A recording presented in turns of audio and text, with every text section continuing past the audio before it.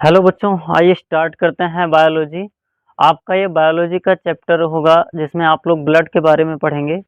आज हम लोग ब्लड के बारे में अच्छी तरह से पढ़ेंगे कि ब्लड क्या होता है और ब्लड की क्या-क्या गुण हैं, क्या-क्या प्रॉपर्टीज़ हैं और ब्लड में हम बहुत सारी चीज़ों को डिस्कस करेंगे। ये पूरा चैप्टर एक बहुत ही इम्पोर्टेंट चीज़ है और इम्पोर्टेंट इसलिए भी है क्योंकि हमारे शरीर से संबंधित है। तो ब्लड के बारे में हम लोग स्टार्ट करते हैं। देखिए, ब्लड का अध्ययन सेरोलॉजी कहलाता है या इसे हेमेटोलॉजी भी कहते हैं। क्या बोलते हैं? सेरोलॉजी या हेमेटोलॉजी। ब्लड जो है, खास करके ब्लड को रक्त या रुधिर कहा जाता है या फिर इसके कई सारे नाम होते हैं, खून भी लोग इसको कहते हैं, ठीक है। तो ब्लड का अध्ययन क्या कहलाता है? सेरोलॉजी या फिर इसका अध्ययन हेमेटोलॉजी कहलाता है। क्या कहलाता है बच्चों? सेरोलॉजी या हेमेटोलॉजी कहलाता है। ब्लड एक प्राकृतिक कोलाइड विलयन है। कोलाइड का मतलब होता है गाढ़ा। क्या होता है बच्चों? गाढ़ा। ब्लड एक प्राकृतिक कोलाइड विलयन है। विलयन मतलब कोई चीज मिक्सचर रहे तो उसे क्या बोलेंगे? विलयन कहेंगे। प्राकृतिक मतलब नेचुरल। कोलाइड मीन्स क्या होता है? गाढ़ा। और विलयन मीन्स क्या होता है? सॉल्यूशन, जो चीज मिला रहे, मिक्सचर रहे। जब किसी चीज को छानते हैं ना, तो छानने के बाद जो कुछ मौजूद होता है वो एक कोलाइड होता है। क्या होता है? कोलाइड। देखिए, दूध एक कोलाइड, दूध में क्या होता है? कुछ ना कुछ कण मिले रहते हैं। दूध भी एक मिक्सचर होता है कि नहीं होता है? कोई भी चीज, गंदा पानी जो होगा वो भी क्या रहेगा? एक मिक्सचर होगा। हमारे पूरे शरीर को कनेक्ट करने का काम कौन करता है? ब्लड। इसलिए संयोजी ऊतक कनेक्टिंग टिश्यू है। पूरे शरीर में एक दूसरे से ब्लड जो है कनेक्ट रहेगा, वो चलता ही रहेगा पूरे ब्लड शरीर में। तो पूरा ब्लड संयोजी ऊतक का काम करता है, यानी कनेक्टिंग टिश्यू है, ठीक है।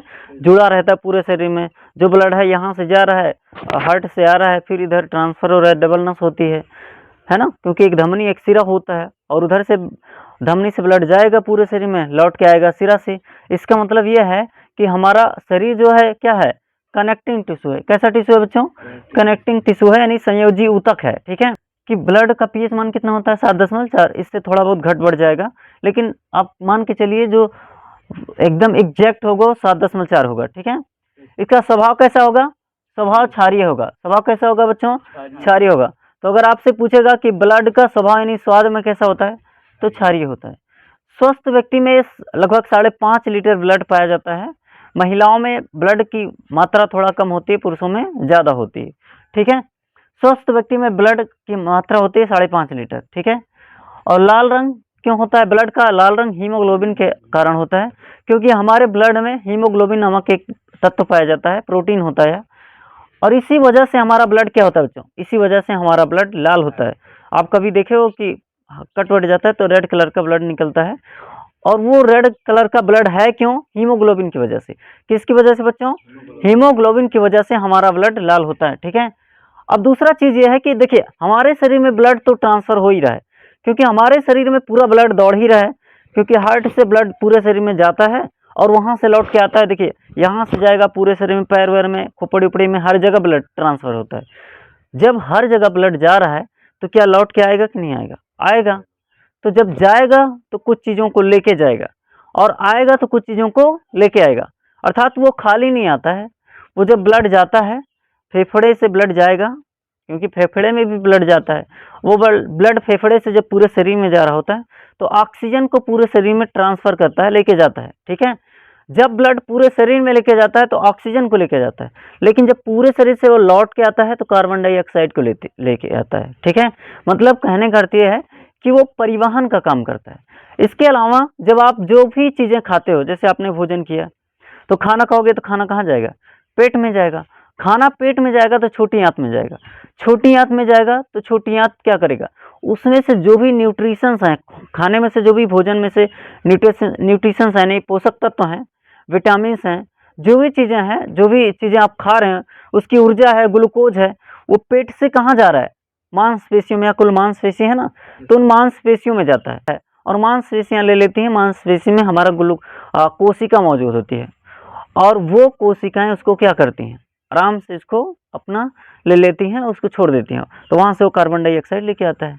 कहने का अर्थ ये है कि हमारा ब्लड परिवहन करता है, पूरे शरीर में ट्रांसफर करता है ऑक्सीजन को, कार्बन डाइऑक्साइड को, न्यूट्रिशंस को, पोषक तत्व को, ग्लूकोज को, और भी चीजों को पूरे शरीर में ये परिवहन कराता रहता है। अर्थात ब्लड का कार्य क्या है? ऑक्सीजन, कार्बन डाइऑक्साइड, पोषक तत्व इन सारी चीज़ों का परिवहन करता है। तो आप लोग जानते हैं सेरोलॉजी होता है, ब्लड का अध्ययन क्या होता है? सेरोलॉजी, हिंदी में लिख देते हैं सेरोलॉजी, या फिर हेमेटोलॉजी कहते हैं बच्चों। क्या बोलते हैं? हेमेटोलॉजी,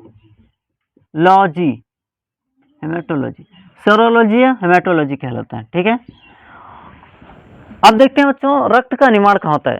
देखिए हमारे शरीर में ब्लड का निर्माण होना उतना ही जरूरी है जितना हमें जीवन जीना, ठीक है। क्योंकि ब्लड का निर्माण नहीं होगा जीवन तो जीना खत्म हो जाएगा, है कि नहीं? क्योंकि ब्लड के बगैर जीवन तो चल ही नहीं सकता है, क्योंकि ब्लड हमारे शरीर का कनेक्टिंग टिश्यू है, पूरे ब्लड शरीर को कनेक्ट करके रखता है। अगर ये कनेक्ट करके नहीं रखेगा तो हम कैसे जिएंगे? इसलिए ब्लड का बनना हमारे शरीर में जरूरी है। देखिए रक्त का निर्माण खास करके 2 जगहों पर, एक तो भ्रूण में जो एम्ब्रॉय होता है जो अपनी माँ के पेट में है उसे भ्रूण कहते हैं, एम्ब्रॉय कहते हैं, उसमें ब्लड का निर्माण कहाँ होगा।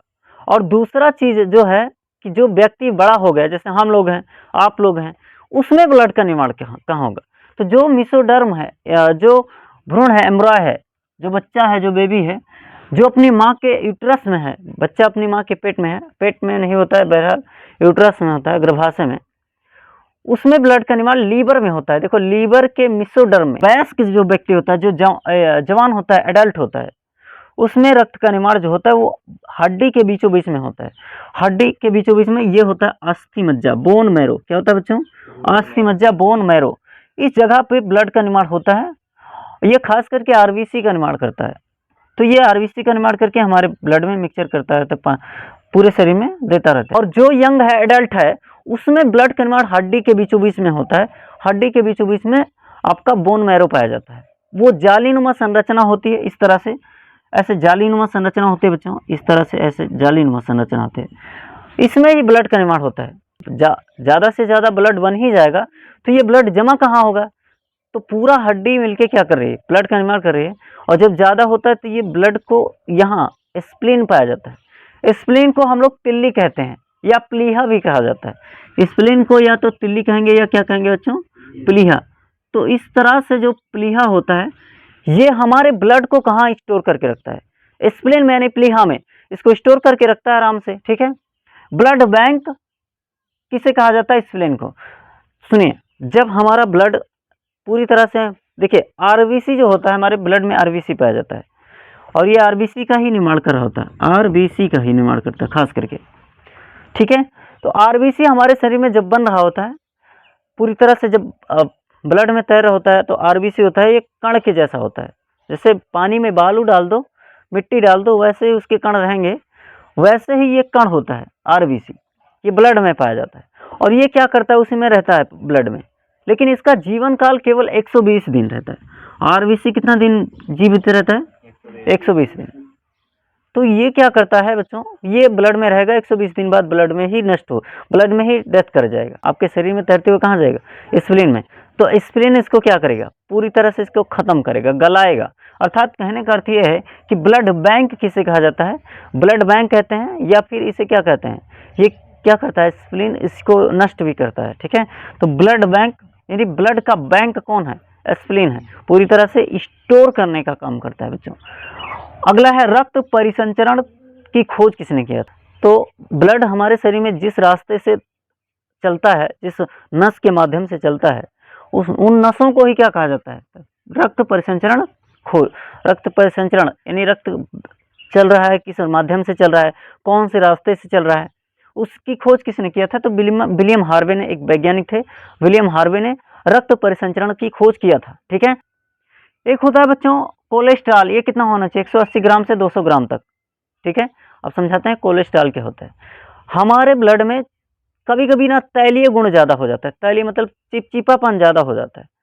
अगर रक्त में, खून में आपके चिपचिपापन ज़्यादा हो रहा है, इसका मतलब आपके शरीर में कोलेस्ट्रॉल की मात्रा बढ़ रही है, क्योंकि हमारे हार्ट में जो नस पाई जाती है उसको ये ब्लॉक करता है, उसमें जमने लगता है। जैसे दूध में घी जम जाता है ऊपर ऊपर, देखोगे, वैसे ही ये क्या करेगा? आपके ब्लड में जम जाएगा, खास करके नस को जाम कर देगा। और नस को जाम करेगा बच्चों, कण कुछ कुछ होते हैं बच्चों, इन कणों के बारे में जानते हैं, जो ये ब्लड में मिक्सचर होते हैं, और इनके बारे में अभी हम बढ़िया से पढ़ेंगे, ठीक है, कि क्या चीज़ होता है ब्लड में, क्या क्या चीज़ पाया जाता है। तो ब्लड में आरबीसी, डब्ल्यूबीसी, छोटे छोटे बारीक बारीक पाउडर जैसे होते, दिखते नहीं हैं। प्लेटलेट्स होते हैं, वाटर तो पानी रहेगा ही, वही वाटर प्लाज्मा के रूप में रहेगा। प्लाज्मा हमारे शरीर में होता है, प्लाज्मा बहुत जरूरी है, ठीक है। ये हल्का येलो कलर का होता है। Prothrombin, fibrinogen,